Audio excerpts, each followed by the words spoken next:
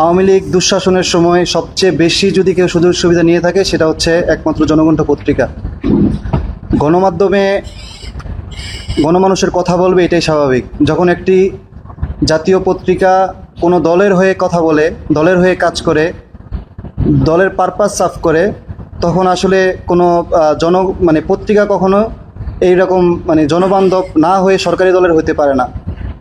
এই পত্রিকাটি যখন শুরু হয় তখন 90 দশকে, তখন তারা একটি নাম তৈরি করে। দীর্ঘ 10 বছর তারা ছিল খুব ভালো অবস্থানে। যখন আওয়ামী লীগ সরকার আসলো, তারপর থেকেই তাদের যে আসল রূপ সেটি প্রকাশ পায়।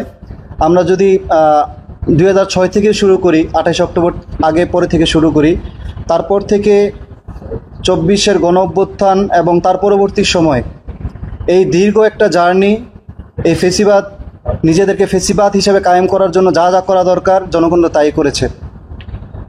এখানে জাতীয়তাবাদ ইসলামী মতাদর্শীর কেউ নিয়োগ কখনোই পায় নাই।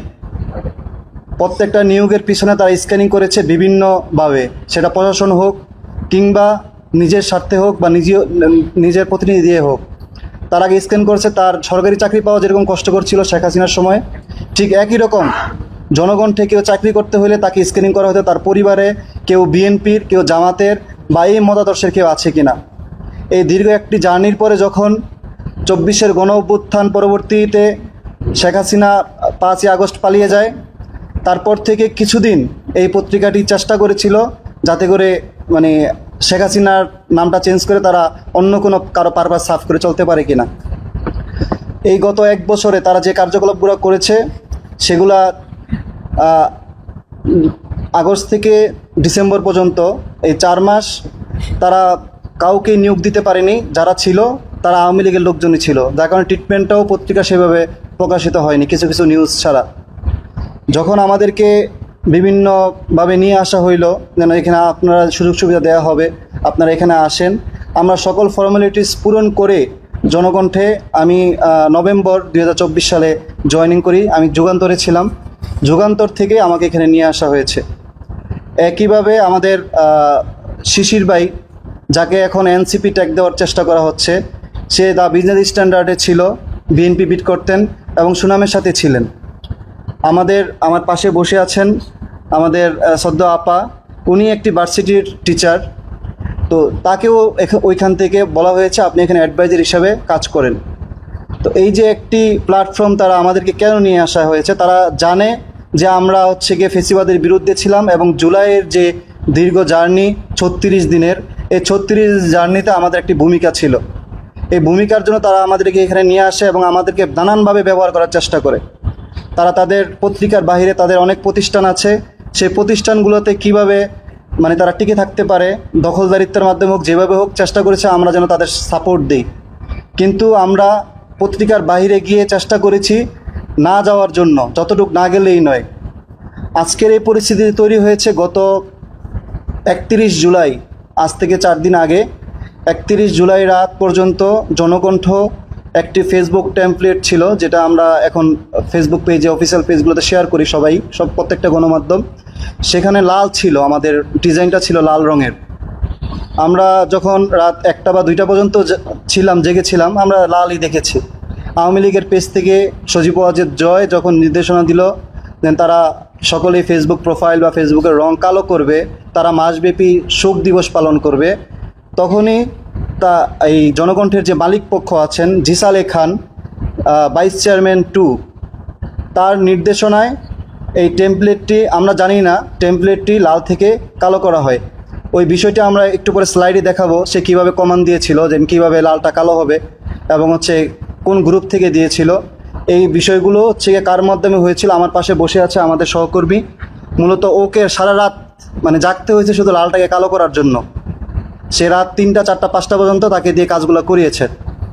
সকাল 7টায় যখন আমরা ঘুম থেকে উঠি তখন আমরা যেটা দেখতে পেলাম আমাদের কার্ডটা হঠাৎ কালো হয়ে গেছে।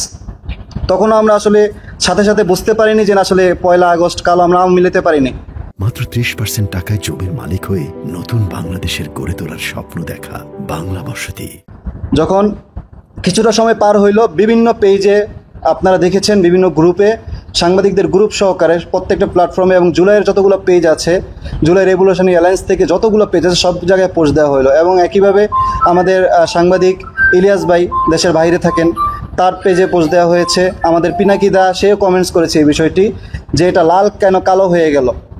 তখন আমরা জনকণ্ঠের যে মালিক পক্ষ আছে তাদের সাথে যোগাযোগের চেষ্টা করি, আমরা গ্রুপে নানানভাবে বলছি এটা থামানোর জন্য। সেটা তোয়াক্কা না করেও তারা সেদিন দুপুর 1টা কি 1:30 পর্যন্ত লালটা চালিয়ে গেছে।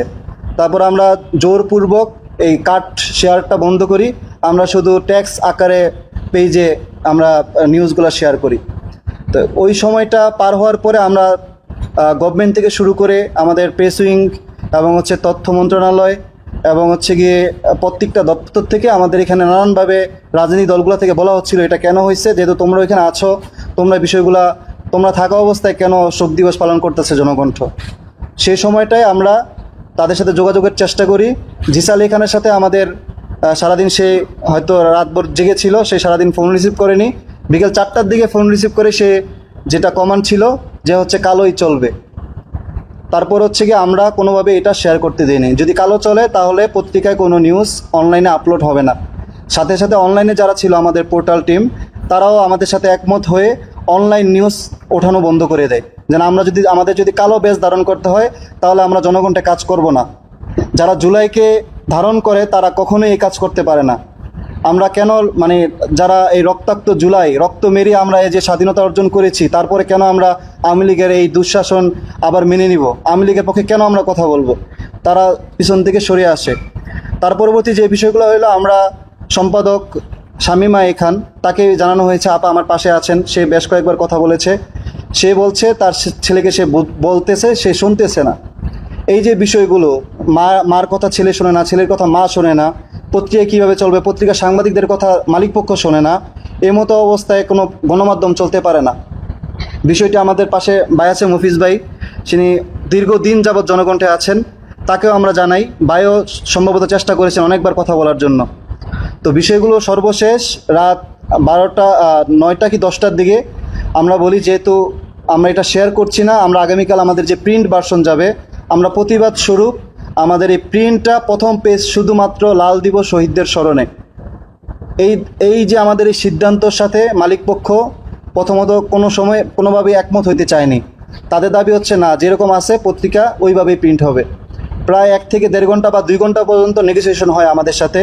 এবং মফিজ ভাই যে সম্পাদক আছেন শামীমা খান, আতিকুল্লাহ খান মাসুদের ওয়াইফ, তার সাথে সে অনেকবার ফোনে যোগাযোগ করে যে এটা কোনোভাবেই করা ঠিক হবে না, আমাদের লাল দেওয়া উচিত, যেহেতু আমরা একটা ভুল করেছি, আমাদের ভুলের প্রায়শ্চিত্ত অন্তত শহীদদের স্মরণে হইলেও আমাদের এটা করা দরকার। মফিজ ভাই নিজ দায়িত্বে, আমরা দায়িত্ব দিই তাকে, মফিজ ভাই দায়িত্ব নিয়ে এই লাল পত্রিকাটা পরের দিন বের করেন। যখন পরের দিন বের হয়, এই জিনিসটা তারা স্বাভাবিকভাবে নেয়নি। এবং এই যে 1 তারিখ সকাল থেকে রাত পর্যন্ত এই সময়টা, রাতের বেলা কেউ আসেনি, শুধুমাত্র একজন কর্মকর্তা তারা পাঠিয়েছিলেন, তার নাম জাকির, তিনি সিনিয়র এক্সিকিউটিভ ডিরেক্টর এখানকার। তিনি এসে যেটা করলেন, তার সাথে 30-40 জন লোক নিয়ে হাজির হইলেন। হাজির হয়ে কোনোভাবেই এইটা সে নানান আমাদেরকে যুক্তি দেখাচ্ছেন। একটা সময় সে বলতেছেন মালিকের সিদ্ধান্ত আপনারও মানতে হবে, আমাদেরও মানতে হবে, যেহেতু আমরা তাদের বেতন নেই। সবচেয়ে বড় কথা তারা বেতন দেয় না। এই যে বেতন নিয়ে কথাটা বলছে, সে একটি ভিডিও তৈরি করেছেন, সেখানে আমাদের কিছু অভিযোগ সে করেছেন যে আমরা দখল করেছি বা আমরা এখানে জোরপূর্বক কিছু করার চেষ্টা করেছি।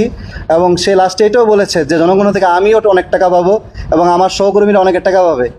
যদি এটা উদ্ধার হয় তাহলে আমাদের সবার জন্যই ভালো হয়। এটা যেভাবেই হোক, যদি এখানে যদি কোনো বোর্ড গঠন করে হয় বা প্রশাসন দিয়ে হোক, যেভাবেই হোক, আমাদের যেন একটি সমাধান হয়। একটি গণমাধ্যম টিকে থাকার জন্য যা যা করা দরকার, আমরা চাই পত্রিকাটি বেঁচে থাকুক। এই পত্রিকার সাথে অনেকের জীবিকা, অনেক পরিবার, অনেকের শিক্ষা প্রতিষ্ঠান অনেকভাবে জড়িত। এখন এই পত্রিকা বন্ধ হওয়ার কোনো অপশন নাই। যদি সরকার চালাইতে হয় সরকার চালাবে, আর যদি কোনো থার্ড পার্টি দিয়ে চালানো প্রয়োজন হয় সেটা চালানো হবে, কিন্তু পত্রিকা আমরা কখনোই বন্ধ চাই না। আমরা সাংবাদিকতায় থাকতে চাই।